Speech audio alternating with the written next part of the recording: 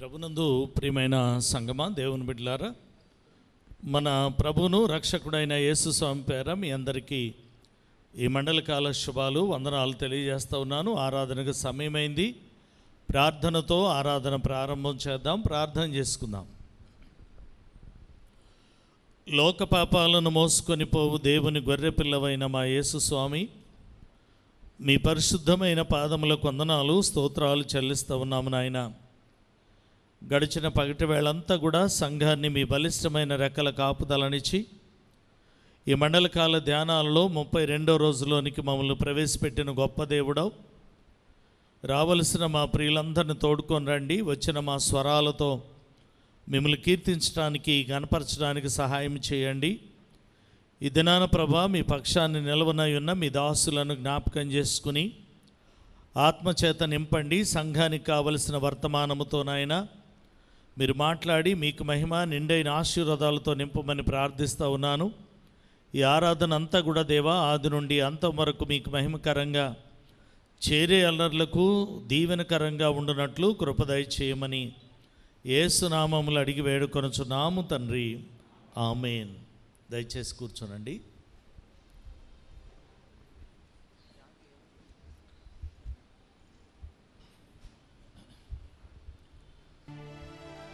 సాయంకాల ఆరాధనకు వెళ్ళటకు గాను ఆంధ్ర క్రైస్తవ కీర్తన పుస్తకంలో నుండి 712వ కీర్తన పాడుతూ దేవుని మహింపరుస్తూ ఆరాధనలోనికి ప్రవేశిద్దాం. 712వ కీర్తన.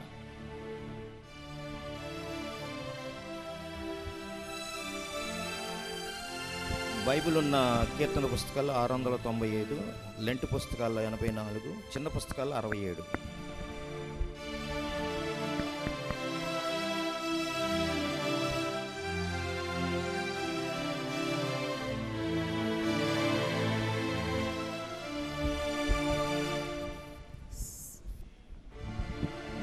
సిలువ చెంత చేరిన నాడు కలుషములను కడిగి వేయు. సిలువ చెంత చేరిన నాడు కలుషములను కడిగి వేయు. పౌలు వలెను శీలా వలెను, పౌలు వలెను శీలా వలెను, సిద్ధపడిన భక్తుల చూచి, సిద్ధపడిన భక్తుల చూచి, సిలువ చెంత చేరిన నాడు కలుషములను కడిగి వేయు. కొండలాంటి బండలాంటి కొన్ని హృదయాలను మండించి, కొండలాంటి బండలాంటి మొండి హృదయములను మండించి, పౌలు నేను పాపులనైనా పండియున్నా, పాపులనైనా చూచుండే వరము చేరా, పిల్ల చూచుండే వరము చేరా. సిలువ చెంత చేరిన నాడు కలుషములను కడిగి వేయు. 100 గొర్రెల మందల నుండి ఒకటి తప్పి ఒంటరియాయి. 100 గొర్రెల మందల నుండి ఒకటి తప్పి ఒంటరియాయి. 99 గొర్రెల విడచి, 99 గొర్రెల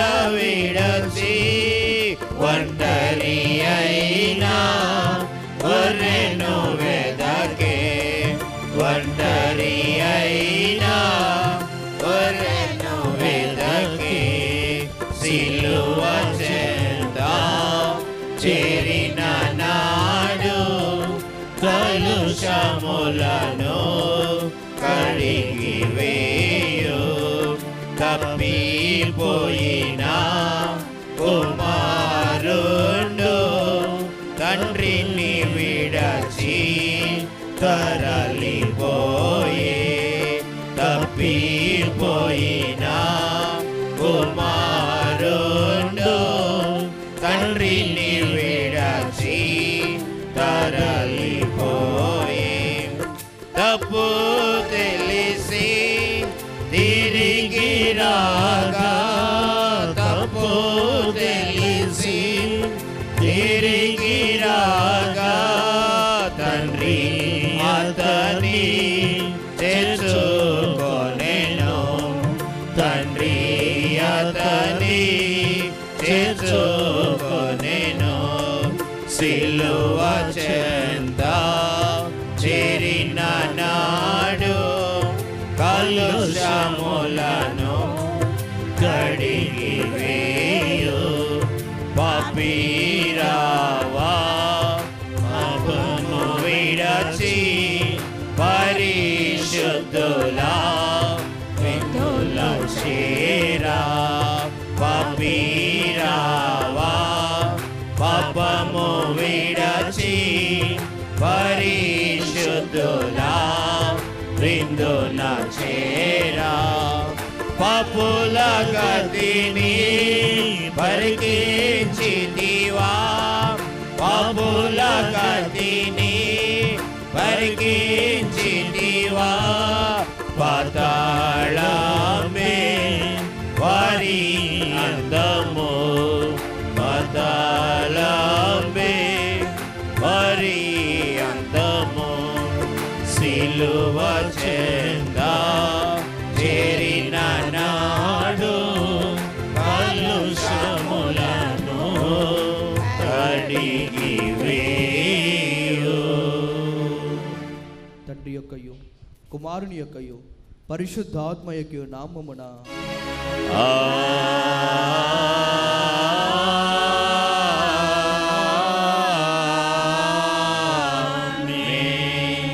ఓ ప్రభువా నా పెదవులను తెరువు అప్పుడు నా నోరు నీ స్తోత్రమును బయలుపరచుము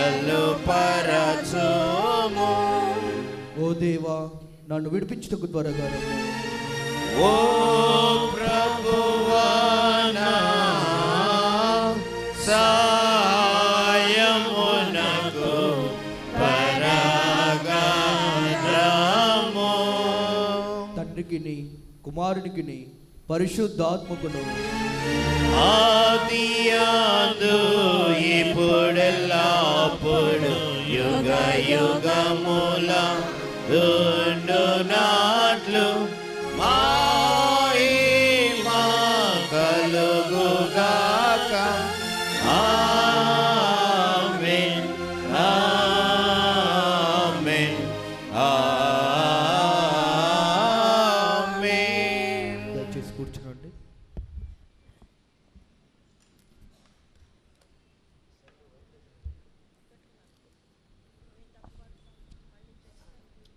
ప్రభునందు ప్రియమైన సంగమా దేవుని బిడ్డలారా, ఈ మండల కాల ధ్యానాలలో 32వ దినము కొరకై ఏర్పాటు చేయబడినటువంటి లేఖన భాగాలు చదవగా విందాం.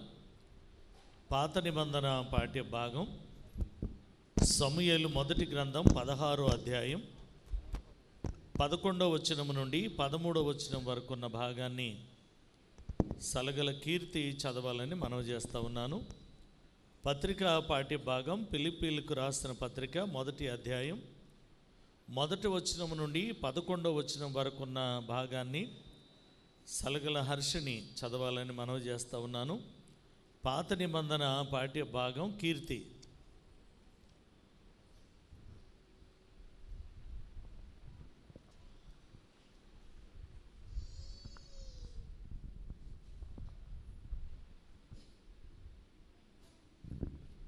లెంట్లోని 32వ దినము కొరకే ఏర్పాటు చేయబడిన పాత నిబంధనలోని దేవుని వాక్యము సమూయేలు మొదటి గ్రంథము 16వ అధ్యాయము 11వ వచనం నుంచి 13వ వచనం వరకు.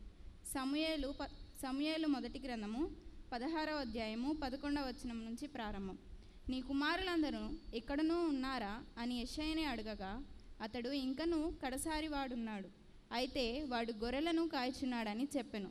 అందుకు సమూయేలు, నీవు వాని పిలువనంపించుము, అతడిక్కడికి వచ్చే వరకు మనము కూర్చుందామని యెషయాతో చెప్పగా, అతడు వాని పిలువనంపించి లోపలికి తోడుకొని వచ్చెను.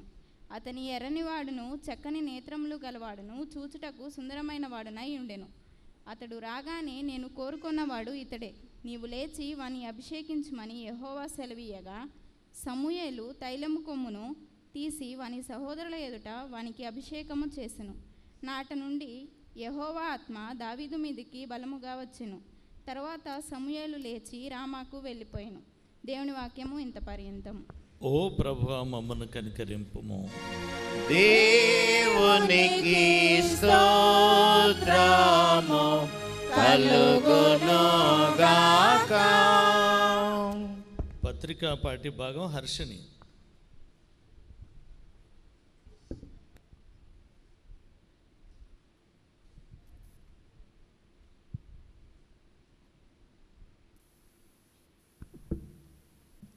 లెంట్లోని 32వ దినమునకై ఏర్పాటు చేయబడిన పత్రికా పాఠ్యభాగము అపోస్తలుడైన పౌలు ఫిలిప్పీలకు రాసిన పత్రిక 1వ అధ్యాయము 1వ వచనం నుండి 11వ వచనం వరకు. అపోస్తలుడైన పౌలు ఫిలిప్పీలకు రాసిన పత్రిక 1వ అధ్యాయము 1వ వచనం నుండి ప్రారంభం. ఫిలిప్పీలో ఉన్న క్రీస్తు యేసునందలి సకల పరిశుద్ధులకును అధ్యక్షులకును పరిచారకులకును క్రీస్తు యేసు దాసులైన పౌలుకును తిమోతికును శుభమని చెప్పి రాయినది. మన తండ్రియగు దేవుని నుండి ప్రభువగు యేసుక్రీస్తు నుండి మీకు కృపయు సమాధానమును కలుగునుగాక. మొదటి దినము నుండి ఇది వరకు సువార్త విషయంలో మీరు నాతో పాలివారై ఉండుట చూచి మీలో ఈ సత్క్రియను ఆరంభించిన వాడు యేసుక్రీస్తు దినము వరకు దానిని కొనసాగించునని రూఢిగా నమ్ముచున్నాను. కనుక మీ అందరి నిమిత్తమును నేను చేయు ప్రతి ప్రార్థనలో ఎల్లప్పుడూ సంతోషముతో ప్రార్థన చేయుచు నేను మిమ్మును జ్ఞాపకము చేసుకొనినప్పుడెల్లను నా దేవుని కృతజ్ఞతాస్తుతులు చెల్లించున్నాను. నా బంధకముల యందును నేను సువార్త పక్షమున వాదించుట యందును దానిని స్థిరపరచుట యందును మీరందరూ ఈ కృపలో నాతో కూడా పాలివారై ఉన్నారు. కనుక నేను మిమ్మును నా హృదయములలో ఉంచుకొని ఉన్నాను. ఇందుచేత మిమ్మును అందరిని గూర్చి ఇలాగు భావించుట నాకు ధర్మమే. క్రీస్తు యేసు యొక్క దయారసమును బట్టి మీ అందరి మీద నేనెంత అపేక్ష కలిగి ఉన్నానో దేవుడే నాకు సాక్షి. మీ శ్రేష్టమైన కార్యములను వివేచింపగలవారగుటకు మీ ప్రేమ తెలివితోనూ సకల విధములైన అనుభవ జ్ఞానముతోనూ కూడినదై అంతకంతకు అభివృద్ధి పొందవలెననియు ఇందువలన దేవునికి మహిమయు స్తోత్రమును కలుగునట్లు మీరు యేసుక్రీస్తు వలననైనను నీతి ఫలములతో నిండుకొనిన వారై క్రీస్తు దినమునకు నిష్పక్షులగుటకు నిర్దోషులను కావాలి అని ప్రార్థించుచున్నాను. పత్రికా పాఠ్యభాగము ఇంత పర్యంతము. ఓ ప్రభువా, మమ్మను కనికరింపుము. దేవునికి స్తోత్రము కలుగునుగాక. ప్రభునందు ప్రియమైన సంగమా, దేవుని బిడ్డలారా, ఈ మండలకాల ధ్యానాలలో 32వ దినము కొరకు మనకి దైవ సందేశాన్ని అందించడానికి మన ప్రియులు పెద్దలు నీలం శామ్యుల్ మోజెస్ గారు, మరి మన సంఘానికి బాగా విదితమే, అందరికీ పరిచయమైన వారే.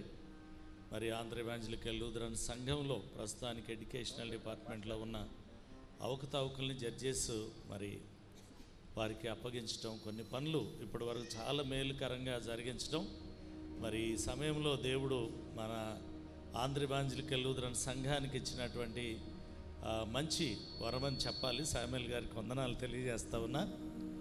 వారు దైవ సందేశాన్ని అందించడం గాను ఆంధ్ర క్రైస్తవ కీర్తన పుస్తకంలో నుండి 193వ కీర్తన పాడుతూ దేవుని మహింపరుస్తూ వాక్య ధ్యానంలోనికి ప్రవేశిద్దాం.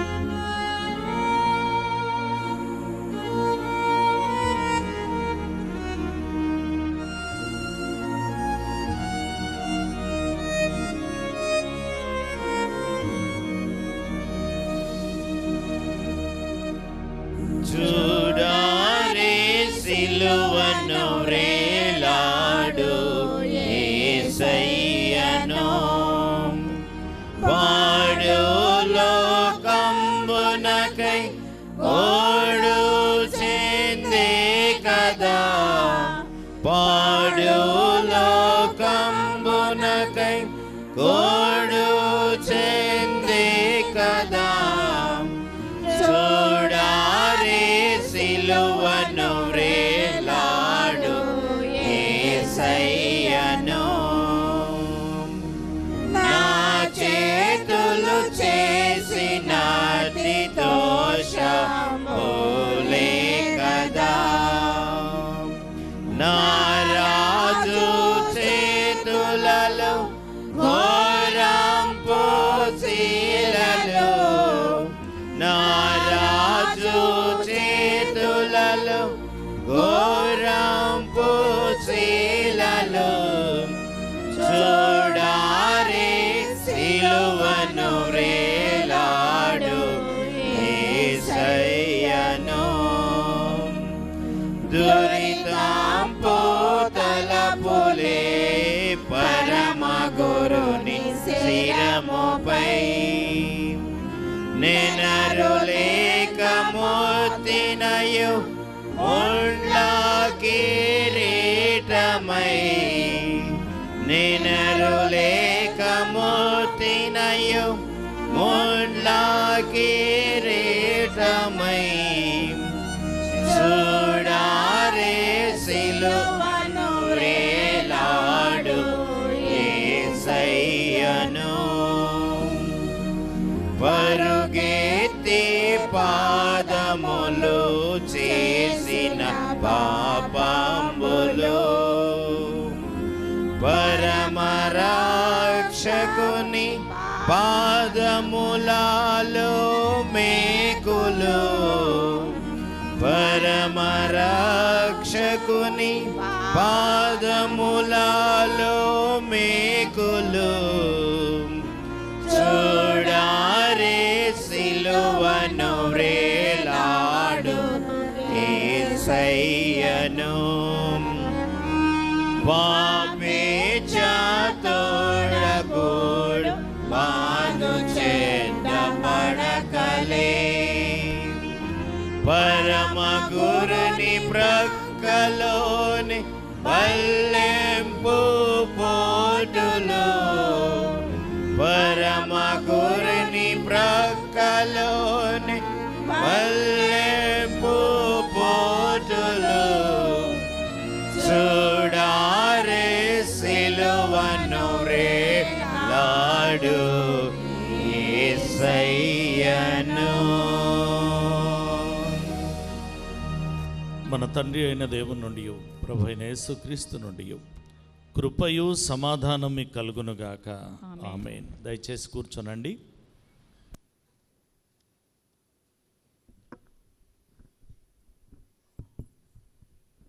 Greetings in the name of our Lord Savior Jesus Christ. This is a opportunity given by the God, and also I thank to Reverend P. Devadas garu, Reverend Nani Babu garu, Reverend Kiran Paul garu. It's a great privilege to speak before a big congregation, and wise people unnaru, Sunday school నడిపించే వాళ్ళు ఉన్నారు.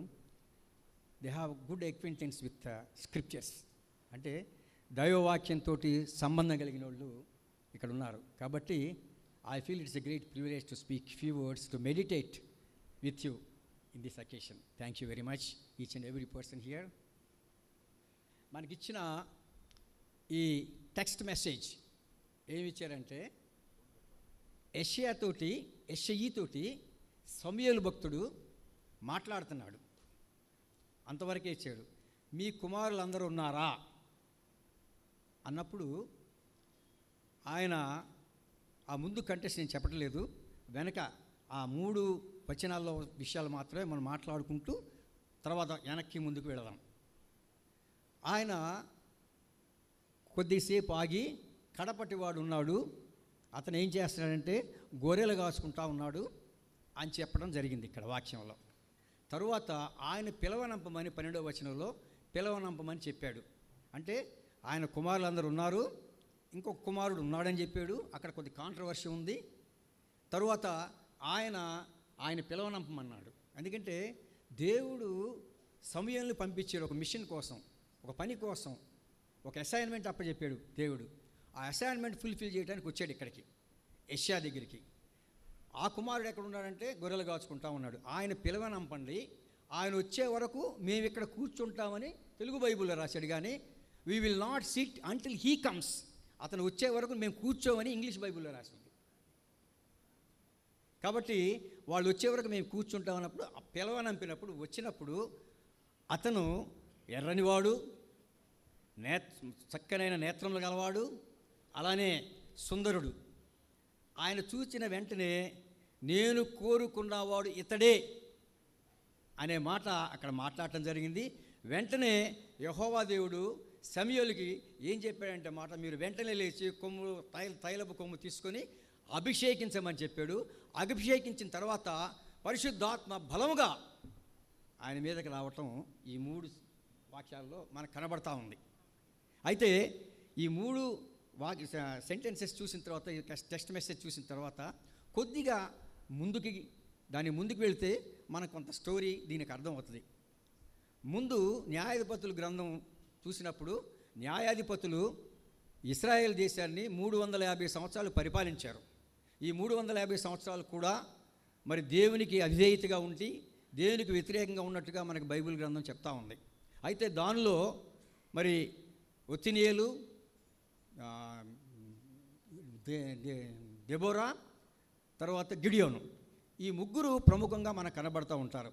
ఈ ముగ్గురు ప్రముఖమైన న్యాయవాదులుగా ఉన్నారు, ప్రవక్తలుగా ఉన్నారు, state of అడ్మినిస్ట్రేషన్లో ఉన్నారు, helm of the administration అంటే పరిపాలన దానిలో కూడా ఉన్నారు. ఆ తరువాత లాస్ట్ ప్రవక్త ఎవరు అంటే సమూయేలు.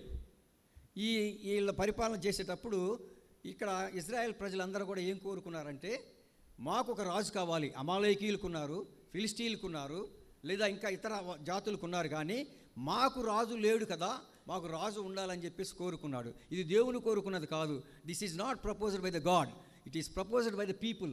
ప్రజల చేత ఎన్నుకోబడినవాడు అంటే ప్రజలు కోరుకున్నారు. కాబట్టి ఆయన్ని అభిషేకం చేసి సమూయేలు భక్తుడు అభిషేకం చేశాడు. అప్పటి వరకు ఎందుకు కోరుకున్నారనంటే సమూయేలు భక్తుడు దేవుని దగ్గర అడుగుతున్నాడు, అయ్యా నన్ను రిజెక్ట్ చేస్తున్నాను, నన్ను విసర్జించారని చెప్పి అడిగినప్పుడు, నిన్ను కాదు విసర్జించింది, నన్ను విసర్జించారు, యెహోవా దేవుని విసర్జించారు వాళ్ళు అని చెప్పి అక్కడ చెప్పడం జరిగింది.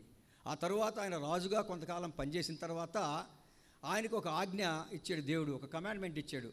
అమాలేకీయుల మీద యుద్ధం చేసి అమాలేకీయులందరినీ కూడా సర్వనాశనం చేసేయండి. ఎందుకంటే దానికి ఒక స్టోరీ ఉంది, I don't want to go into the details. ఆ అమాలేకీయులు చంపేటప్పుడు వాళ్ళ పశువులను కానీ జంతువులను కానీ లేకపోతే వాళ్ళకి సంబంధించిన ఇన్మూవబుల్ ప్రాపర్టీ కానీ మూవబుల్ ప్రాపర్టీ కానీ దేన్ని కూడా స్పేర్ చేయకుండా మొత్తాన్ని కూడా నాశనం చేయమని చెప్పేసి ఆజ్ఞ ఇచ్చాడు. అయితే ఆయన యుద్ధం చేసేటప్పుడు మన అడ్మినిస్ట్రేషన్లో కూడా ఒమిషన్స్ అండ్ కమిషన్స్, చెయ్యకూడనివి చెయ్యవలసినవి. ఆయన చెయ్యవలసింది చేయలేదు, చెయ్యకూడదు చేశాడు. ఏంది చేశాడు చేయకూడదంటే, ఎవరైతే అమాలేకీయులు చంపమన్నాడో వాళ్ళని అందరిని చంపేశాడు. కానీ చంపి అగాగురాజును బయటికి తీసుకొచ్చుకున్నాడు, ఆయన ఎమ్మట పెట్టుకొని తెచ్చుకున్నాడు. అలానే ఆయన ఏ జంతువులనైతే పశువులనైతే వధించమన్నాడో ఆ పశువుల్ని ఫ్యాట్ అని అంటే బాగా బలిసినవి, కొవ్వు పట్టిన వాటి అన్నిటి తీసుకొచ్చి పెట్టుకున్నాడు. ఇది సమూయేలు భక్తుడు వార్న్ చేశాడు, ఇది మంచిది కాదు, దేవుని ఆజ్ఞకి నువ్వు వ్యతిరేక చేసావు కాబట్టి దేవుని యొక్క ఉగ్రత నీ మీదకి వస్తుందని చెప్పేసి వార్న్ చేయటం కూడా జరిగింది. అయితే దేవుడు వాగ్న చేసిన తర్వాత ఆయన సమర్థించుకోవడం ప్రారంభించాడు. అప్పుడు యెహోవా దేవుడు, ఇది ఇప్పుడు సందర్భం వస్తుంది, యెహోవా దేవుడు ఇతని రాజుగా ఉండటం ఇష్టం లేక మరి ఒక రాజుని సక్సెసర్ని తీసుకురావాలన్న ఉద్దేశంతో సమూయేలు భక్తుడికి ఇన్స్ట్రక్షన్స్ ఇస్తున్నాడు. ఇతను ఏమాత్రం కూడా ఉండటానికి వీల్లేదు, ఇతను ఆజ్ఞ మీరాడు, అవిధేయత చేశాడు, కాబట్టి ఈయన ఉండటానికి వీల్లేదని చెప్పి ఆలోచన చేస్తూ మరి ఒకరిని ఎలక్ట్ చేసుకోవాలి అని చెప్పేసి ఆయనకి ఇన్స్ట్రక్షన్స్ ఇస్తూ, ఆ ఇన్స్ట్రక్షన్స్లో ఇక్కడ మొదట 16వ అధ్యాయం మొదట్లో, అంతటా యెహోవా సమూయేలుతో ఈలాగు సెలవిచ్చెను, ఇశ్రాయేలు మీద రాజుగా ఉండకుండా నేను విసర్జించి సౌలు గూర్చి నువ్వు ఎంతకాలం, ఆయన సౌలు గూర్చి దుఃఖపడుతున్నాడు, ఎందుకంటే ఆయన అప్పుడు దాకా రాజుగా ఉన్నాడు, కొన్ని యుద్ధాలు చేశాడు, మరి యుద్ధాలు చేసిన తర్వాత ఆయనతో ఒక ఇంటిమసీ ఏర్పడింది. అయితే ఆయన దిగులు పడుతున్నాడు, నువ్వు దిగులు చెందబాకాయా, నువ్వు దిగులు చెందాల్సిన అవసరం లేదు, నేను విసర్జించాను కాబట్టి అతను ఏమాత్రం కూడా ఈ will not continue as a king of Israel, కాబట్టి ఆయన మాత్రం మీరు ఉండటానికి వీల్లేదు, నేను ఒక అసైన్మెంట్ ఇస్తున్నాను. ఆ అసైన్మెంట్ ఏంటంటే, యెషయా అనే ఆయన బెత్లెహేంలో ఉన్నాడు, ఆయన కుమారుల్లో ఒకని రాజుగా చేయడానికి నిర్ణయించుకున్నాను, నువ్వు యెషయా బెత్లెహేము వెళ్ళమని అన్నాడు. ఈ బెత్లెహేము అనే గ్రామం మొట్టమొదట ఆదికాండం 30:19 వచనంలో యాకోబు రాహేలు చనిపోయిన తర్వాత ఆమెను సమాధి చేయటానికి 19వ వచనంలో ఆయన ఎప్రసాద్ నుంచి బేతేలుకి వెళ్ళే మార్గంలో చేయటం ఫస్ట్ సారి రిఫర్ చేయబడింది. రెండోసారి మరి బేతేలు గురించి రిఫర్ చేసింది ఎక్కడంటే రూతు గ్రంథం 1:1-2 వచనాలు వర్ణన చేశాడు. అలానే 4:12 వచనంలో ఆయన ప్రస్తావించాడు. ఇది థర్డ్ టైం. నెక్స్ట్ యెషయా కుమారుల్లో ఒక కుమారుని చేసుకోమని అన్నాడు. అసలు ఎందుకు? This is a manifesto prepared by the God. అంటే ఇప్పుడు మన పొలిటికల్ పార్టీస్ చాలామంది కూడా మేనిఫెస్టో ఇస్తారు ఎలక్షన్ ముందు. ఆ ఎలక్షన్ ముందు ఏం చేస్తారంటే 5 ఇయర్స్లో మనం ఏం చేయబోతున్నాం, ఏ కార్యక్రమాలు చేయబోతున్నాం, ఆ కార్యక్రమాలన్నింటినీ కూడా మనం క్రోడీకరించి ఖచ్చితంగా ఈ చేస్తామని ప్రజల ముందు పెడతాడు. అట్లనే యెహోవా దేవుడు ఇక్కడ ఒక ప్రణాళిక తయారు చేశాడు. ఆయన ఏ ప్రణాళిక తయారు చేశాడంటే దావీదు వంశం నుంచి ఒక తీసుకురావాలని. అందుకనే 16-20 ప్రకటనల గ్రంథం 22:16 వచనం చూడండి. ఆ వచనంలో ఏముందంటే I am the root and the descendants of David. దావీదు సంతానాన్ని నేను తీసుకొస్తాను, ఆయన వేరు చిగురుగా ఉంటానని చెప్పేసి యెహోవా దేవుడు మాట్లాడటం జరిగింది. ఆ తరువాత ఆయన ఇవన్నీ చెప్పిన తర్వాత ఆయన అప్పుడు వచ్చి అడిగాడు. ఇవన్నీ క్రోడీకరించిన తర్వాత అప్పుడు సమూయేలు భక్తుడు ఈ వీళ్ళందరినీ పిలవనంపాడు. ఆయన కొద్దిగా భయపడ్డాడు. ఎందుకంటే సౌలు కింగ్గా ఉన్నప్పుడు మరొక రాజును పెడితే ఎవరు ఒప్పుకోరు. నువ్వు ఒక ఆధిపత్యం చేసేటప్పుడు అదే ఆధిపత్యాన్ని ఇంకొకరు చేసి అప్పచెప్తా ఉంటే ఇక్కడ చేస్తున్న ఆధిపత్యం చేసేవాళ్ళు ఏం చేస్తారంటే ఒక కోపానికి, ఒక అసూయకు గురవుతారు. అటువంటి పరిస్థితులు ఎదురవుతాయి కాబట్టి భయపడ్డాడు. నువ్వు భయపడద్దు, నేనున్నా నీకు తోడు, వాళ్ళ దగ్గరికి వెళ్ళి మాట్లాడని చెప్పాడు. వాళ్ళ దగ్గరికి వెళ్ళినప్పుడు వాళ్ళంతా కూడా అప్పటి వరకు మరి సమూయేలు భక్తుడు ఏం చేశాడు? సమూయేలు భక్తుడు ప్రవక్తగా ఉన్నాడు, ప్రధాన యాజకుడిగా ఉన్నాడు, ఈ was at the helm of the administration, పరిపాలకుడిగా ఉన్నాడు. ఆ 3 పనులు ఆయన చేస్తూ ఉన్నాడు. కాబట్టి ఆ పనులు చేస్తూ ఆయన రిటైర్మెంట్ స్టేజ్లో ఉన్నాడు. Saul is rejected, David is going to be elected. ఇక్కడ జరుగుతుంది. సౌల్ ఈజ్ రిజెక్టెడ్, ఈ Samuel is retired and age advance అయింది కాబట్టి ఆయన దావీదుని రాజుగా ఎన్నుకోవాలని ఆయన మనసులో ఉంది కానీ ఎక్స్ప్రెస్ చేయాల. ఆ కుమారులందరినీ పిలిపించాడు.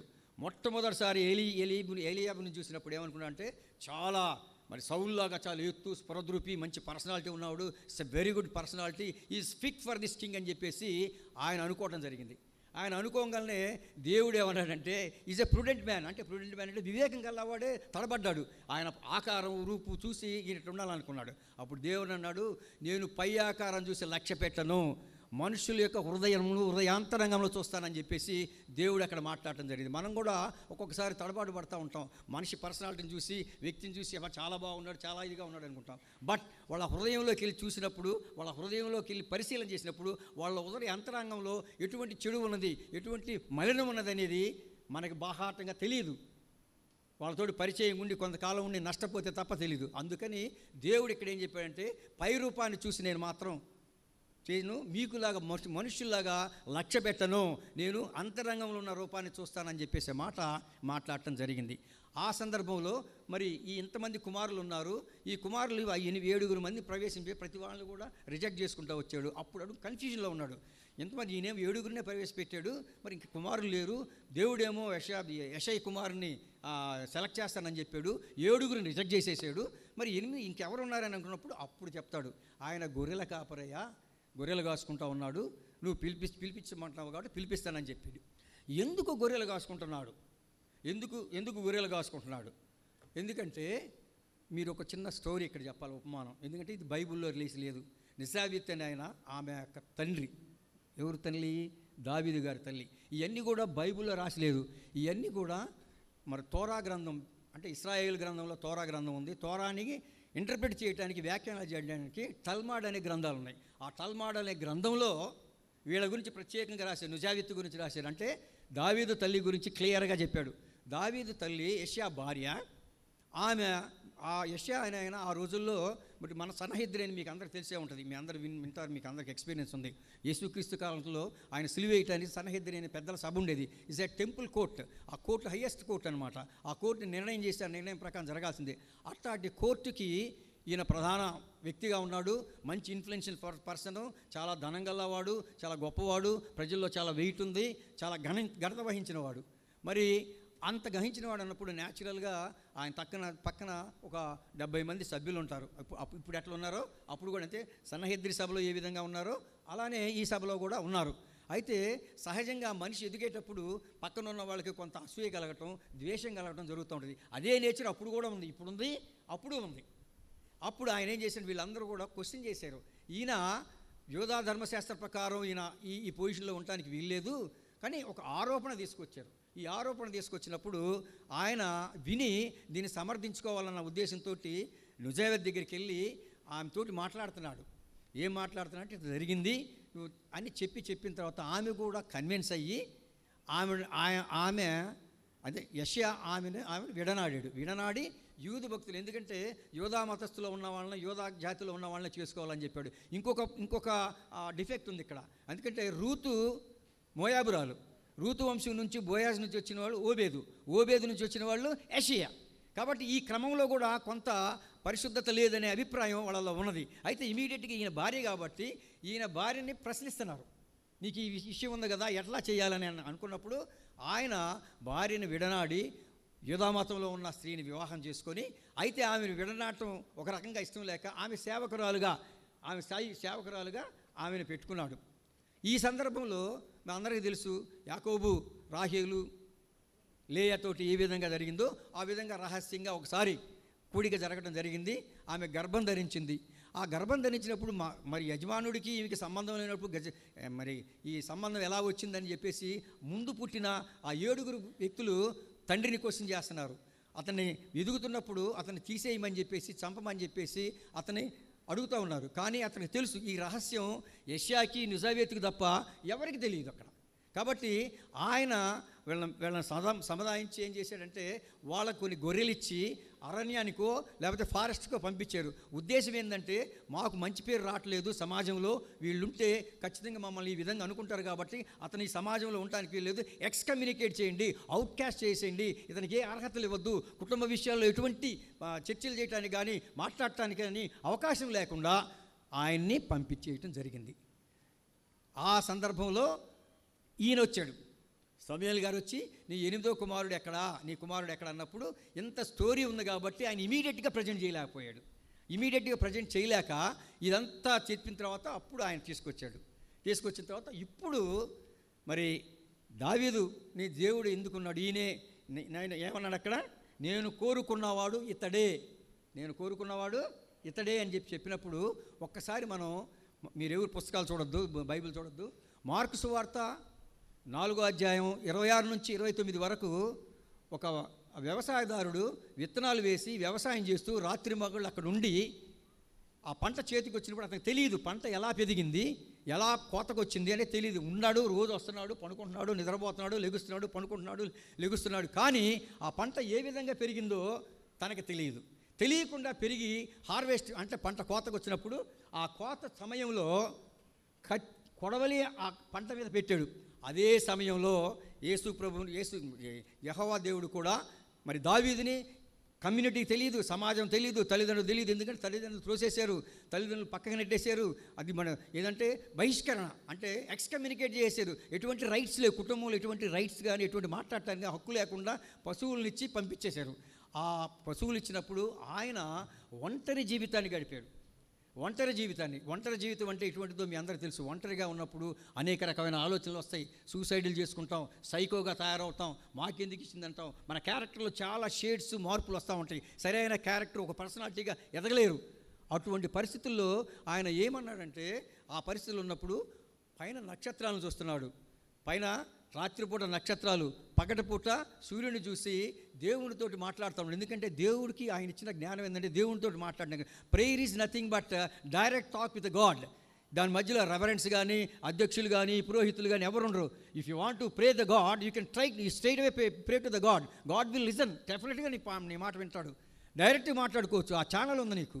అట్లానే మరి ఏ ఇతర దానికి వెళ్లకుండా తనకు జరిగిన దానికి, ఒంటరితనంలో జరిగిన దానికి దేవునితోటి మాట్లాడుతూ ఉన్నాడు. ఎవరు? దావీదు భక్తుడు.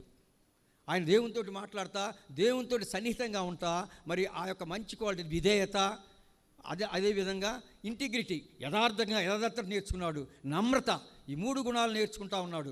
ఈ 3 గుణాలు నేర్చుకుంటా మరి మందన కాస్తా ఉన్నాడు. అది కూడా చెప్పాడు అనమాట. గొర్రెలు కాసుకుంటా ఉన్నాడు. Is taming, is keeping the shepherd's and sheeps. కాబట్టి ఇవన్నీ చేస్తూ ఉన్నారు. కాబట్టి ఆయన కావాలి అని చెప్పేసి ఆ మాట ఆయన మాట్లాడినప్పుడు ఆయన వ్యక్తిత్వం ఏ విధంగా ఉందంటే, ఆయన పరిస్థితి ఏంటంటే, ఒక్కసారి మీరు చూడండి, తల్లి వీడిచినా తండ్రి వీడిచినా నేను విడవను అన్నాడు దేవుడు. కీర్తనల గ్రంథం 27వ అధ్యాయం 10వ వచనం చూడండి. Mother and father may forsaken, I will not forsaken, I will take in to my home. నా ఓడిలో నేను తేర తీసుకుంటానని చెప్పారా? అట్లానే 69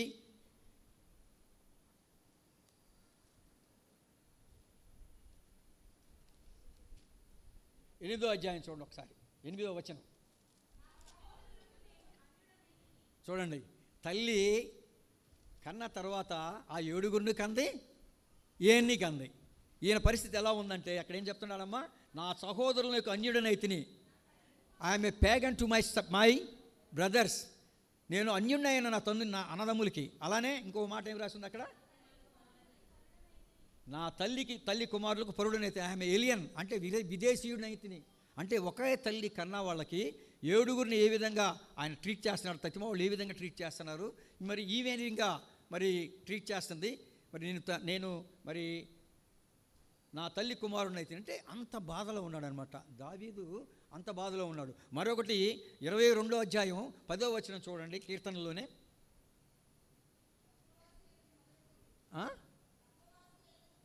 చూసేవా, గర్భవాసినైనా మొదలుకొని నా ఆధారము నీవే, నా దేవుడు నువ్వే. అంటే చిన్నప్పుడు కన్నప్పుడు, నేను నా తల్లి కన్నప్పటి నుంచి నాకు దేవుడువు నువ్వే.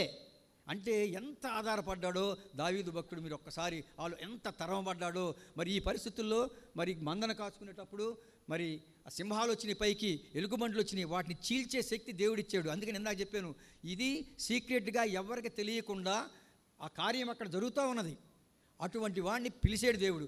పరిశుద్ధాత్మ ఆయన మీద ఉంది. ఒకసారి మార్కు సువార్త 1వ అధ్యాయం 11వ వచనం చూస్తే, యు ఆర్ మై సన్, ఏమన్నట్టు చూడండి ఒకసారి చదవండి. You are my beloved son, you are my beloved son, with him I will be well pleased, నేను ఈయనందు ఆనందించుతున్నాను. అంటే పరిశుద్ధాత్మ చూడండి, అక్కడ ఆయన యెహోవా యేసుక్రీస్తు మీద వచ్చినప్పుడు ఏ విధంగా వచ్చిందో, ఇక్కడ పరిశుద్ధాత్మ దావీదు మీదకి వచ్చింది. దావీదు మీదకి వచ్చినప్పుడు ఆయన ఇన్ని కష్టాలు అనుభవిస్తా, ఇన్ని నష్టాలు అనుభవిస్తా, ఎంతో దేవునితో ప్రార్థన చేస్తా, మరి ఒక్కొక్కసారి చనిపోవాలనుకునే పరిస్థితులు కూడా వచ్చినా కానీ మరి ఇంటికి పిలిపించి అన్నదమ్ములు విషం పెట్టి చంపాలనుకున్నారు. ప్రతి నిత్యం కూడా ఆయన వెంటబడుతున్నారు. ఈరోజు ఒక చిన్న ఉపమానం చెప్తా ఆయన పరిస్థితుల గురించి. ఒక ఆస్ట్రేలియా దగ్గర న్యూ హ్యాబ్రిటీస్ క్రిస్మస్ ఐలాండ్స్ అని ఉన్నాయి ఆస్ట్రేలియా దగ్గర.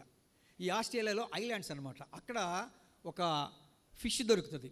ఆ ఫిష్ ఏంటంటే సాల్మన్ ఫిష్ అంటారు మన దగ్గర. చాలా రుచి అయింది. అసలు ఆ ఫిష్ తినాలని అక్కడ ఎదురు చూస్తూ ఉంటారు, దానికి చాలా విలువ ఉంది. అటువంటి ఫిష్ని మరి ఆయన వ్యాపారం చేయడానికి మనం రొయ్యల చెరువులు ఏ విధంగా వేసి దాన్ని కల్చర్ చేసి దానికి ఒక సిస్టమ్ని క్రియేట్ చేసి ఏ విధంగా తయారు చేస్తారో, ఇంత వాల్యూ ఉన్న ఫిష్ని నేను వ్యాపారం చేయొచ్చు అని చెప్పేసి ఆ వ్యాపారం కోసమని ఆయన ఏం చేశాడంటే ఆ సముద్రంలోనే కొన్ని కోట్ల రూపాయలు ఖర్చు పెట్టి దానికి ఒక అట్మాస్ఫియర్ క్రియేట్ చేసి ఈ చేపలన్నింటినీ తీసుకొచ్చి అక్కడ వేయటం జరిగింది. వేసిన తర్వాత కొంతకాలానికి 6 నెలలకో 3 నెలలకో పంట చేతికి వచ్చింది. దీనికి బ్రాండ్ ఇమేజ్ ఉంది. సాల్మన్ ఫిష్ అంటే పెద్ద ఫిష్ కాబట్టి చాలా రుచిగా ఉంటుంది కాబట్టి అందరూ కొనడానికి ఎగబడ్డారు. సో ఆ పంట మొదటి పంట వచ్చినప్పుడు ఆ పంట చేతికి వచ్చి అమ్మినప్పుడు అతను ఎంతైతే డబ్బులు పెట్టాడో, ఆయన ఎన్ని కోట్లు అయితే పెట్టాడో, మొదటి పంటలోనే ఆ పంట చేతికి వచ్చేసింది. చేతికి వచ్చిన తర్వాత ఆ పంటను చూసి ఆయన ఆశ్చర్యపోయి, ఇంత డబ్బు వచ్చింది, ఇక ఈ పంటని రెండో పంట వేద్దాం, దీనికి డబల్ వస్తుందని చెప్పేసి ఆ పంటను వేయటం ప్రారంభించాడు. మళ్ళీ 6 నెలలు అయింది. 6 నెలలు అయిన తర్వాత పంట చేతికి వచ్చింది. పంట చేతికి రాగానే ఆ పంటను మార్కెట్లోకి పంపించాడు. మార్కెట్లో పంపించగానే ఒక్కడ కూడా కొంటలా. ఇదేంది విచిత్రంగా ఉంది, నిన్నటిదాకా అంత కొన్నారే, ఈరోజు ఎందుకు కొంటలేదు, అంత రుచిగల చేప ఉంది, నేను ఇంత కష్టపడి ఇన్ని డబ్బులు ఖర్చు పెట్టి కోట్ల రూపాయలు పెట్టి సముద్రంలో ఒక సిస్టమ్ ఏర్పాటు చేసి వీటన్నిటిని ఏర్పాటు చేశానంటే ఏం చేయాలో అర్థం కాల. కొన్ని కోట్ల రూపాయలు నష్టం వచ్చిందంటే, లాభం వచ్చినా కానీ ఇంకా ఎంతో ఎక్స్పెక్ట్ చేస్తే ఆ లాభం రాలేదు కాబట్టి ఏమి చేయాలి, దీని మీద ఇంత డబ్బు వచ్చిందని చెప్పేసి అడిగి ఎట్లా చేయాలని సైంటిస్టులను అడిగితే, మా సైంటిస్టులు రీసెర్చ్ చేద్దాం, రీసెర్చ్ చేసి ఆ రీసెర్చ్లో రిపోర్ట్ని బట్టి దీన్ని ఏందో తేలుద్దామని చెప్పేసి సైంటిస్టులను పిలిపించి, దీనికి సంబంధించిన ఎవరైతే ఉన్నారో సబ్జెక్ట్ ఎక్స్పర్ట్స్ని, ఆ సబ్జెక్ట్ ఎక్స్పర్ట్స్ని పిలిపించి ఇది రీసెర్చ్ చేస్తే వాళ్ళు చెప్పింది ఏంటంటే, అయ్యా ఈ చేప సముద్రంలో ఉన్నప్పుడు ఫ్రీగా తిరుగుతూ ఉంటుంది, ఇది చాలా చక్కగా అందంగా ఉంటుంది, దీన్ని తినాలని ప్రతి చేప వెంటబడతా ఉంటుంది. ప్రతి చేప వెంటబడినప్పుడు ఆ స్కిల్ఫుల్గా నేర్పుగా తప్పించుకొని తన ఆహారం సంపాదించుకుంటూ ప్రతిరోజు కూడా యుద్ధం చేస్తూ ప్రతిరోజు కూడా సమస్యలు ఎదుర్కొంటూ ఏ చేప తింటుంది, ఎట్లా తింటుంది అనే భయంతో మెలకువగా ఉండి అన్నీ నేర్చుకొని మరి తన జీవనం సాగిస్తూ ఆ రుచికి వస్తుంది. అందుకనే దానికి రంగు, రుచి, వాసన వేరు.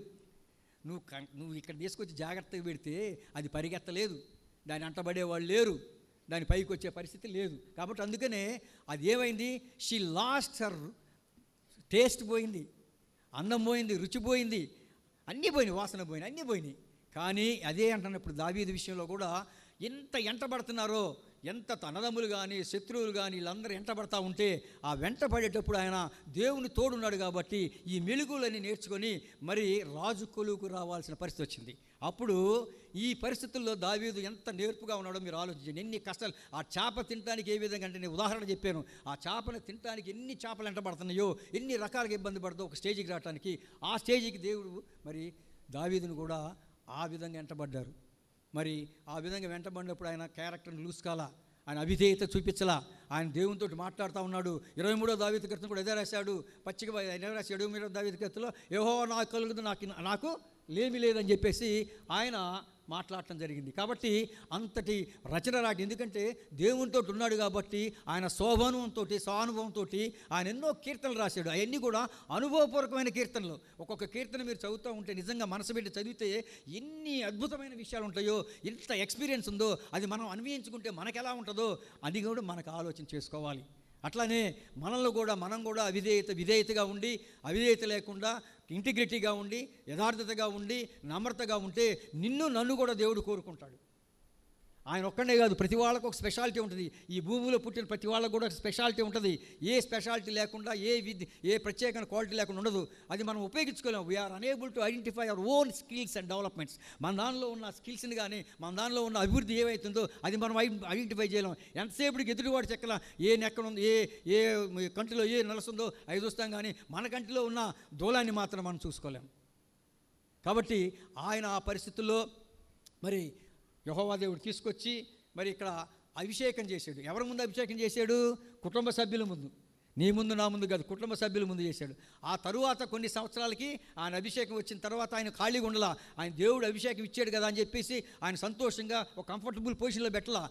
ఆయన రాజకొలువులో ఏ విధంగా ఉండాలో నేర్పించడానికి. అందుకని అంటాడు, దేవుడిది ఇచ్చింది చాలామంది వాళ్ళు ఏమనుకుంటున్నారంటే, దావీదుని పంపించేసాము, దావీదుని పంపిస్తే అతనికి శిక్ష, ఈ జంతువులు తినేస్తాయి, ఈ గొర్రెలు కాసుకునేటప్పుడు తినేసేటప్పుడు అట్లా పోతాడని చెప్పేసి అనుకుని అది మనకు శిక్షగా విధించాడు. కానీ దేవుడు అది శిక్ష కాదు, శిక్షణా కాలంగా తీసుకొచ్చాడు. It is a training period, ఇది శిక్షణా కాలం. కాబట్టి ఆ శిక్షణా కాలం లాగా ఆయన తీసుకొచ్చాడు. కాబట్టి ఎందుకు శిక్షణా కాలం తీసుకొచ్చాడంటే, is going to become a king of Israel.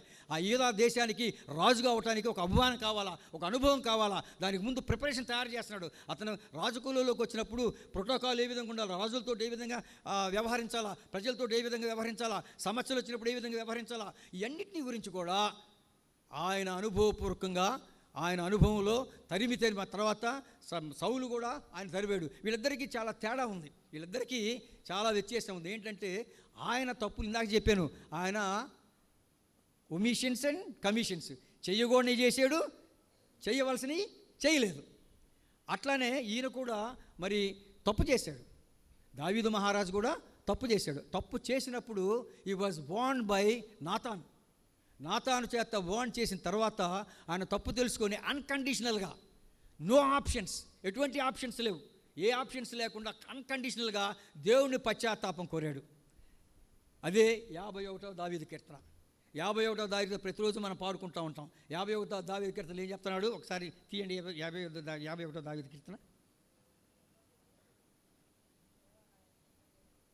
అమ్మా తీయండి, చదవండి ఒకసారి.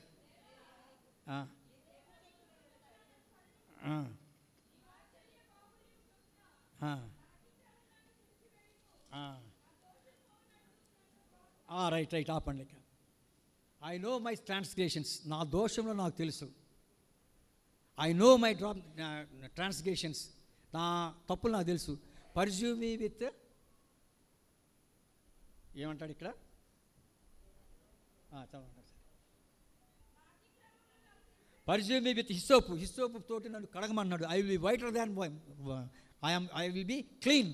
So I will be whiter than snow కంటే, హిమము కంటే మరి నేను దీనిగా ఉంటానని చెప్పేసి మాట్లాడటం జరిగింది. అలానే ఆయన మనం రోజు పాడుకుంటాం, ఇక్కడ పాడే పాట మనం రోజు మాట్లాడుకుంటాం, శుద్ధ హృదయం అని మాట్లాడుకుంటాం కదా ప్రతిరోజు. ఇక్కడ ఏం రాసినాడంటే, create me in a clean heart, O God renew me right spirit within me, cast me not away from your presence, and take not your Holy Spirit from me, restore to me the joy of your salvation. ఇది మన శుద్ధ హృదయం గురించి, నా దగ్గర నుంచి రక్షణ భాగ్యాన్ని తీసివేయొద్దు అని చెప్తూ రిపెంట్ అవుతూ ఇంకో మాట అంటాడు, దేవా you will not be pleased in burnt offerings, దహన బలులు నేను కోరట్లేదు. I will not delight in సాక్రిఫైసెస్లో నాకు సంతోషం లేదు. ఎవరైతే విరిగి నలిగిన హృదయం వస్తారో, whoever come forward with broken and contrite heart I will despise. అంటే నేను ఐ విల్ నాట్ డిస్పైజ్, వాళ్ళని త్రోసివేయను. అంటే మీ ఇందాక చెప్పినట్టుగా మరి సౌలు అక్కడ ఏం చేశాడు, బలమైనవి ఏదైతే వద్దన్నాడో ఆ బలమైనవి తీసుకొచ్చి, ఫ్యాట్ని తీసుకొచ్చి, సమర్పణని తీసుకొస్తే, నీ దహన నీవు బలిసిన లేక కొవ్వు పట్టిన జంతువుల్లో నేను ఐఎమ్ నాట్ బి ప్లీజ్డ్, నేను సంతోషపడను. నేను సంతోషపడేది మీ హృదయం వెలిగిన హృదయం కావాలా. అటువంటి హృదయం ఎవరైతే ఉంటారో మరి అటువంటి హృదయంతో నేను మాట్లాడతాను అని చెప్పాడు. అందువలన దావీదు అన్కండిషనల్గా ఆయనేమో సాకులు వెతికాడు. నేను ఎందుకు తీసుకొచ్చి వీటన్నిటిని దేవునికి బలియటానికే కదా, ఈ ఫ్యాట్ని అన్నీ కూడా దేవుడు యాక్సెప్ట్ చేస్తాడు కదా అన్నాడు. దేవుడు ఇట్లాంటి యాక్సెప్ట్ చేస్తాడా? నీ హృదయాన్ని అడుగుతున్నాడు. నీ హృదయంలో కల్మషం లేకుండా, బ్రోకెన్ హార్ట్ అంటే విరిగిన హృదయం, కంట్రైట్ హార్ట్ విరిగి నలిగిన హృదయం నేను కావాలని అడుగుతాడు. అటువంటి హృదయంతో వస్తే దేవుడు నీ దగ్గరికి వస్తాడు, నీతోటి మాట్లాడతాడు. కాబట్టి ఆ విధంగా మరి దేవుడు దావీదు తన తప్పు తెలుసుకొని ఆయన ఏం చేశాడంటే మరి దేవునితో సమాధాన పడ్డాడు. మరి ఒక్క గొర్రె పోతే సింహంతో ఫైట్ చేయగలరా? ఒక గొర్రె కోసం సింహంతో ఫైట్ చేశాడు కదా. ఒకటే గొర్రె కోసం వచ్చింది అది, ఆ గొర్రెని తీసుకెళ్తానికి. ఆ గొర్రె ఒక్కదాని కోసం సింహాన్ని చీల్చాడు. అలానే ఏం చేశాడు, ఎలుకబండిని చీల్చాడు. అలానే మన లోకరక్షకుడైన ఏ ఒక్కళ్ళు కూడా నశించడానికి వీలేదు, ప్రతి వాళ్ళు కూడా నశించిపోయిన వాడిని వెతికి రక్షించడానికి ఈ లోకానికి వచ్చాడు. కాబట్టి ఏ ఒక్కళ్ళు కూడా నశించడానికి వీలేదు. కాబట్టి ఖచ్చితంగా నేను రక్షిస్తాననే ఆలోచనతో యేసుక్రీస్తు గారు ఈ లోకానికి రావడం జరిగింది. ఆయన గొర్రెని సాదృశ్యంగా చూపిస్తే ఇక్కడ ఆత్మల సాదృశ్యంగా చూపించాడు.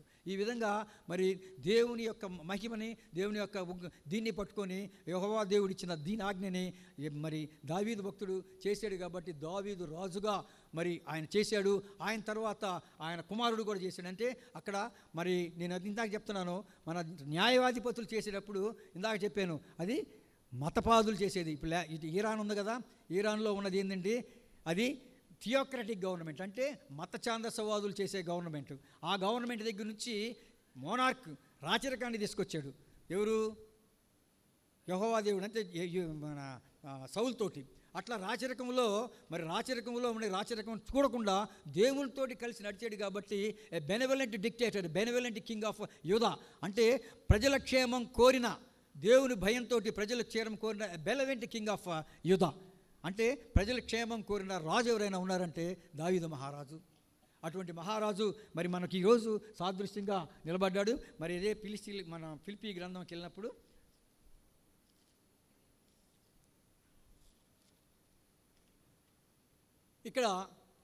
అక్కడ దేవుడు ఈయనే నేను ఏమన్నాడు ఇందాక అక్కడ మనకు రాసిన మాట, దావీదు గురించి ఏం చెప్పాడు? నేను కోరుకున్నవాడు ఇతడే. అక్కడ యెహోవా దేవుడు మీకు ఏమొచ్చింది? I am well pleased with you are my beloved son అని చెప్పేశాడు యెహోవా యేసుక్రీస్తుని. ఇక్కడ పౌలు గురించి కొంచెం సేపు మాట్లాడుకుందాం. ఎందుకంటే మనకిచ్చిన వాక్యంలో పౌలు కూడా ఉన్నాడు. కాబట్టి పౌలు నిజంగా చెప్పాలంటే యేసుక్రీస్తు చనిపోయిన తర్వాత, యేసుక్రీస్తు యొక్క బోధనల్ని వ్యతిరేకించి తర్వాత ఆయన భక్తుడిగా మారిన తర్వాత ఈ వాక్యాన్ని ఏం చేశాడంటే, ఈ సెల్ ఫోన్ ఉంది, ఈ సెల్ ఫోన్ని ఏం చేశాడు, ఈ సెల్ ఫోన్ చూడండి ఒక్కసారి తీస్తే, ఈ కేసు తీస్తే చూడండి, కేసు, ఈ కేసు ఇట్లా ఉంది.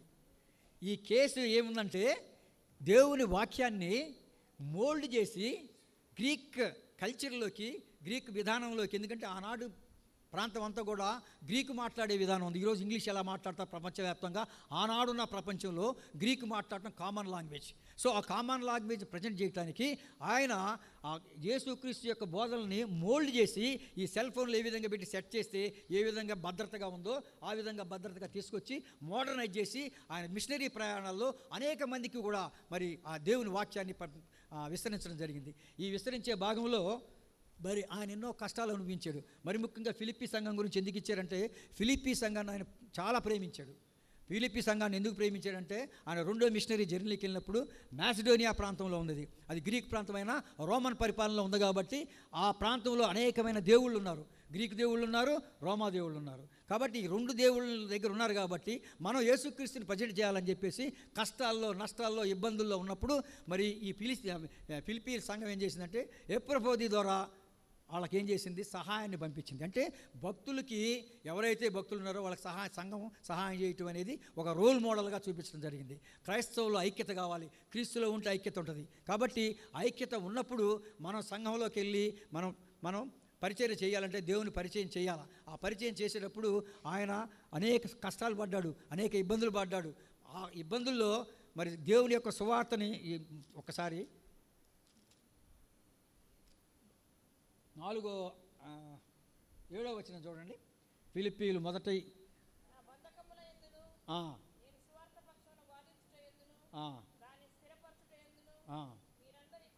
అది బంధకములు అంటే ఎన్ని కష్టాలు ఉన్నాయంటే భయంకరమైన కష్టాలు ఉన్నాయి. సువార్త సేవ చేస్తుంటే, క్రీస్తుని పరిచయం చేస్తూ ఉంటే, క్రీస్తు సువార్తను గుడ్ న్యూస్ని అందిస్తూ ఉంటే అక్కడ పడని వాళ్ళు ఒక్కసారి మరి అపోస్తల కార్యం 17వ అధ్యాయం 18వ వచనం ఒక్కసారి చూడండి. 18వ వచనంలో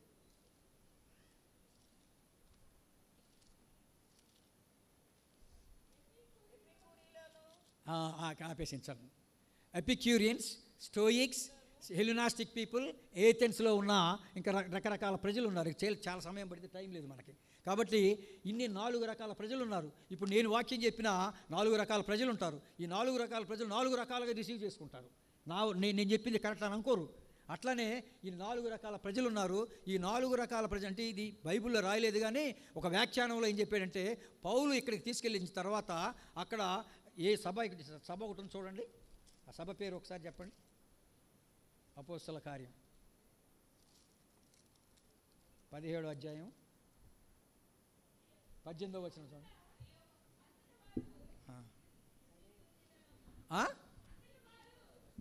అదొక సభ ఉంది, అరియోపకే సభ.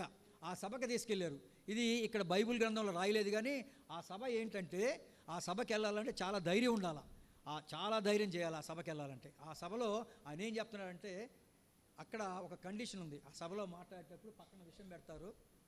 ఈ 4 సభ్యులకి ఎవరికైనా సాటిస్ఫై కాకపోతే ఆ విషయం దాకా చచ్చిపోవాలి. సోక్రటీస్ ఆ విధంగా చచ్చిపోయాడు.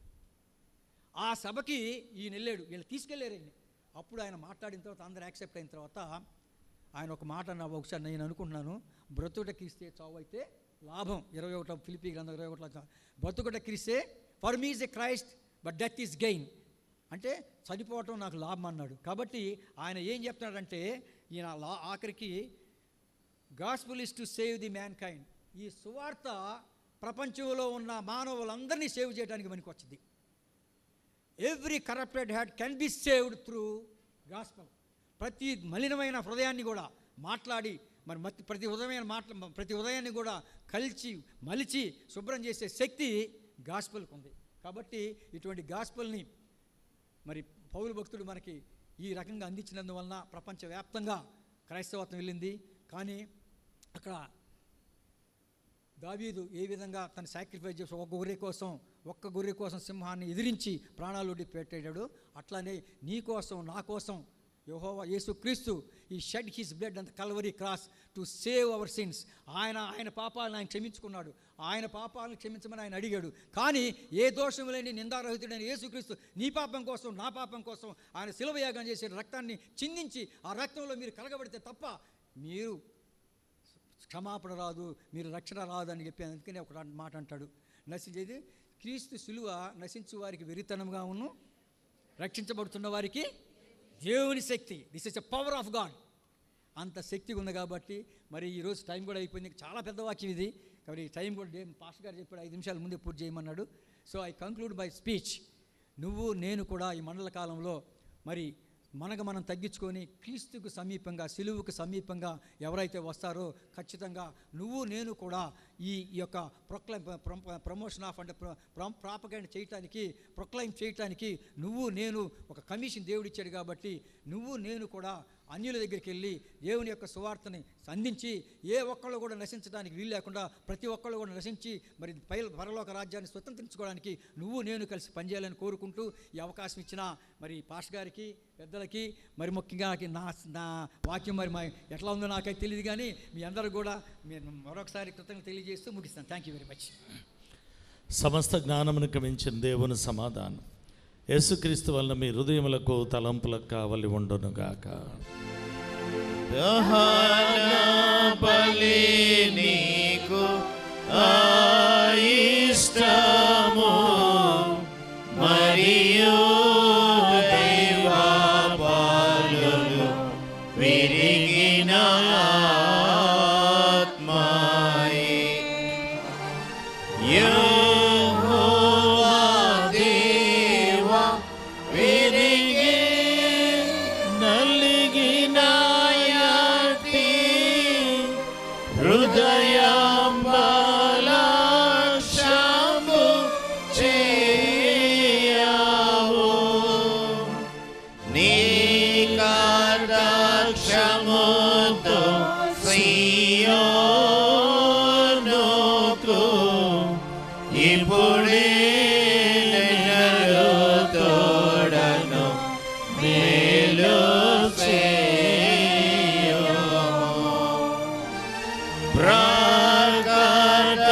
ప్రకటముగాను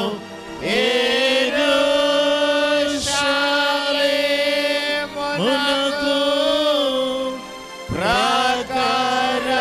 ప్రాకారములను కట్టి పోరు అంతటా నీతి యుక్తములో బలులు యాగములు సర్వంగా హోమము లేదో ఇష్టము బలిపీఠము మీద ఎన్నో కోడెల జనులర్పింతురు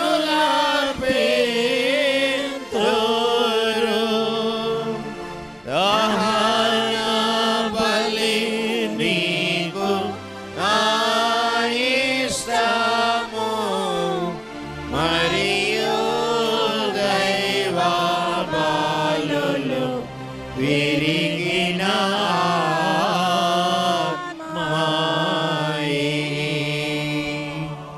దయచేసి కూర్చోనండి. ప్రభునందు ప్రియమైన సంగమా, దేవుని బిడ్డలారా, ఈరోజు మనకి దైవ సందేశాన్ని అందించినటువంటి మన ప్రియులు శామ్యుయల్ మోజెస్ గారికి నిండు వందనాలు తెలియజేస్తా ఉన్నాను. రేపు మనకి దైవ సందేశాన్ని అందించేవారు శ్రీమతి వై శిరోమణి టీచర్ గారు రేపు మనకి దైవ సందేశాన్ని అందిస్తారు.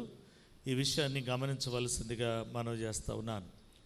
కొన్ని ప్రకటనలను గమనించండి. మరి యారం అశోక్ కుమార్ గారు ఆనందపేట వాస్తవ్యులు కమ్యూనియన్ కొరకు 1000 రూపాయలు ఇచ్చారు. గర్నిపూడి వసంతరావు గారి ఫ్యామిలీ ఆనందపేట వాస్తవ్యులు 5 బాటిల్స్ ద్రాక్ష రసాన్ని ఏర్పాటు చేశారు.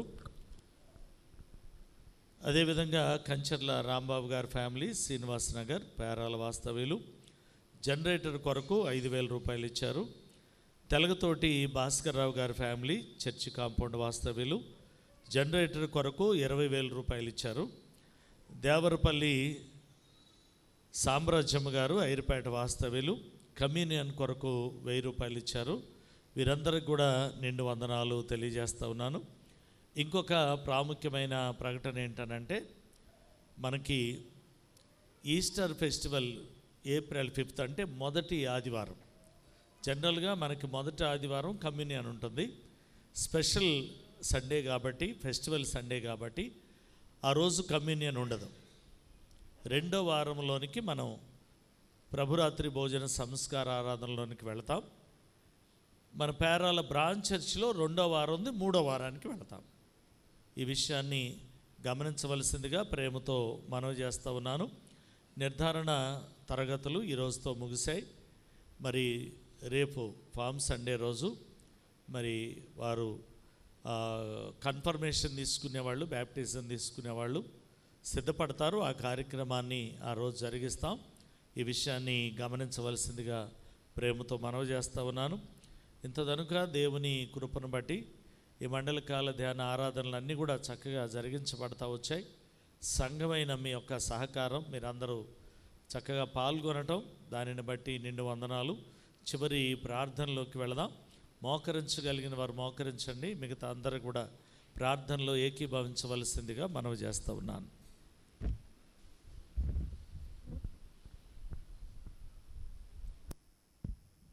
ప్రార్థింతుము. పరిశుద్ధుడు అయిన మా తండ్రి, ప్రేమ స్వరూపి, మీ ఘనమైనటువంటి నామానికి లెక్కలేని స్తుతులు చెల్లిస్తా ఉన్నాను దేవా.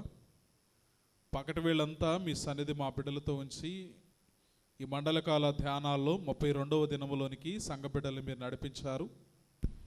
మీ దాసులను మీ పక్షంగా నిలువబెట్టుకుని మాట్లాడిన ప్రతి శ్రేష్టమైనటువంటి వాక్యమును బట్టి మీ కృతజ్ఞతలు. విత్తబడిన వాక్యము ప్రతి బిడ్డ జీవితములు నీరు కట్టి ఫలించుటకై వాక్యానుసారమైన జీవితాన్ని బిడ్డలు కలిగి జీవించడానికి కృప చూపించమని ప్రార్థిస్తూ ఉన్నాం. ఈ ఆరాధనలు తలలు ఉంచినటువంటి మా ప్రియ సంఘ బిడ్డలందరి కొరకై పేరు పేరున ప్రార్థిస్తూ ఉన్నాం. వీరిని, వీరి కుటుంబాలను, వీరికి ఇచ్చిన బిడ్డలు ఇంతదనక మీ కృపలో జ్ఞాపకం చేసుకుని మండలకాల ధ్యానాల్లో ప్రతిదినం మీ సన్నిధిలోనికి నడిపిస్తూ ఉన్నారు. అనేక మంది బిడ్డలు ఉపవాసములుండి మీ సన్నిధిలో ప్రార్థిస్తూ ఉన్నారు. బిడ్డలు మీ నుంచి ఏదైతే ఆశిస్తూ ఉన్నారో ఆశ కలిగినటువంటి ప్రాణములను తృప్తిపరిచి వారి జీవితాలను ఫలభరితముగా ఆశీర్వాదకరంగా మీరు మలచమని ప్రార్థిస్తూ ఉన్నాను దేవా. మా యొక్క దేవాలయం కలిగినటువంటి సండే స్కూల్ బాలబాలికలు, యవనస్తులు, స్త్రీలు, పురుషులు, వృద్ధుల కొరకై ప్రార్థిస్తూ ఉన్నాం. బిడ్డలు వారి వారి పనులు, ఉద్యోగాలు, వ్యాపారాలు, చదువులు సమస్తములు తోడుగా ఉండి కృప చూపించమని ప్రార్థిస్తూ ఉన్నాం. విశేషంగా 10వ తరగతి విద్యార్థుల కొరకై ప్రార్థిస్తూ ఉండగా బిడ్డలు రాస్తున్నటువంటి పరీక్షలన్నిటిలో తోడుగా ఉండండి, కృప చూపించండి. మరి పరీక్షలు రాసి రిజల్ట్స్ కొరకు ఎదురు చూస్తున్నటువంటి బిడ్డలు ఉన్నారు. ఊహించలేనటువంటి రీతిగా మంచి ఉత్తీర్ణతతో బిడ్డలు మీరు నింపమని ప్రార్థిస్తూ ఉన్నాను దేవా. మా సంఘ బిడ్డల ప్రదేశాల్లో, రాష్ట్ర దేశ విదేశాల్లో ఉంటూ ఉండగా మీ సన్నిధి వార్త ఉంచండి, క్షేమాన్ని కలుగు చేయండి. సంఘములో ఉన్నటువంటి గర్భిణీ స్త్రీలు, బాలింతలకు కావలసినటువంటి మంచి ఆరోగ్యాన్ని, క్షేమాన్ని ఇవ్వండి. అవసరతలో ఉన్నటువంటి బిడ్డల అవసరతలు తీర్చండి. కష్టాలు, శ్రమలు, వ్యాధులు, బాధలు వీటన్నిటి నుంచి కూడా విడుదలనిచ్చి సమృద్ధికరమైనటువంటి దీవులతో బిడ్డలు మీరు నింపండి. విశేషంగా ఈ దినదినం జరిపించుకునే బిడ్డలు ఉంటే సంవత్సరం అని దయాకిరీటం, రెట్టింపైనటువంటి దేవుని ఆశీర్వాదములు బిడ్డలతో ఉంచండి. ఈ ఆరాధనలో మిమ్మల్ని మంచి కీర్తనల ద్వారా స్తుతించిన మా యొక్క కోయర్ బృందాన్ని దీవించండి. సంగీతాన్ని అందించిన మీ దాసుని కుటుంబాన్ని ఆశీర్వదించి సెక్షన్స్ను వారి పరిచర్లు తోడుగా ఉండండి. కమ్యూనర్ కొరకే కానుకలను మరి రొట్టె ద్రాక్షరసాన్ని సమర్పిస్తున్నటువంటి బిడ్డలు మీరు దీవించండి. జనరేటర్ కొరకై కానుకలు అర్పిస్తున్నటువంటి బిడ్డలను బహుగా ఆశీర్వదించండి. కుర్చీల నిమిత్తమై కానుకలు అదే రీతిగా బహుకరిస్తున్నటువంటి కుటుంబాలను మీరు దీవించండి. బిడ్డలు మీ సన్నిధిలో ప్రభ ఎంతగానో దాతృత్వం కలిగి నమ్మకంతో అర్పిస్తున్నటువంటి కానుకల కంటే ఆకాశ వాకిట్లను విప్పి రెట్టింపైనటువంటి దేవుని ఆశీర్వాదములు వార్త ఉంచండి.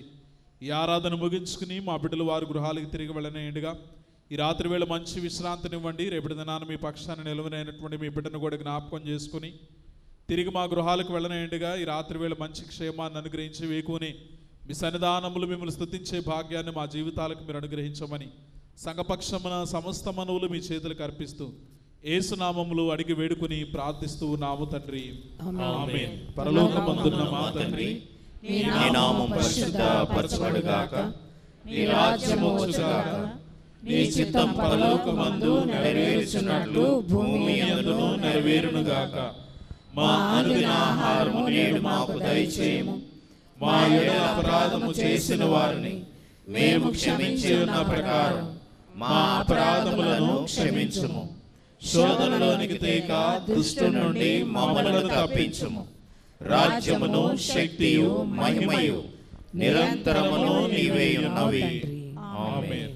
ప్రభు నిన్ను ఆశీర్వదించి నిన్ను కాపాడునుగాక. ప్రభు నీకు తన సన్నిధిని ప్రకాశింపజేసి నిన్ను కరుణించునుగాక. ప్రభు నీ మీద తన సన్నిధి కాంతిని ఉదయింపజేసి నీకు సమాధానము కలుగచేయునుగాక.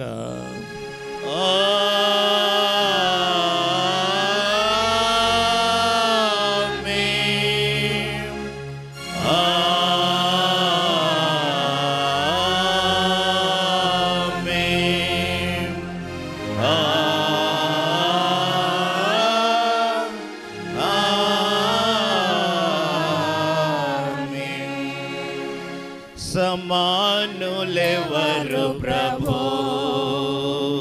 నీ సమానులెవరు ప్రభు, సమానులెవరు ప్రభు,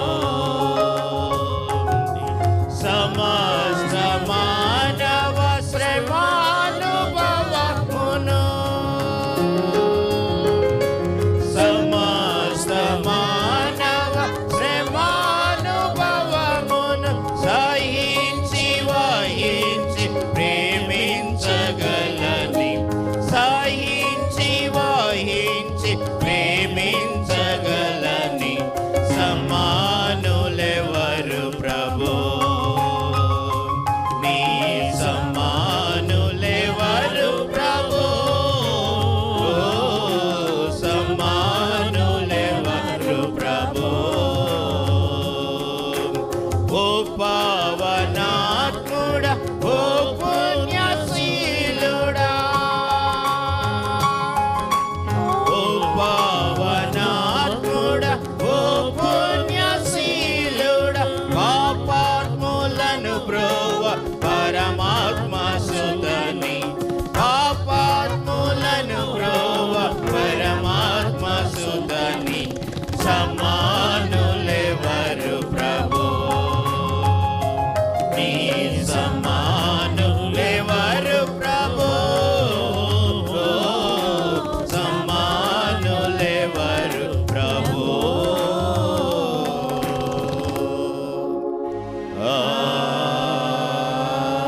ఆమేన్. అందరికీ వందనాలండి. Thank you very much.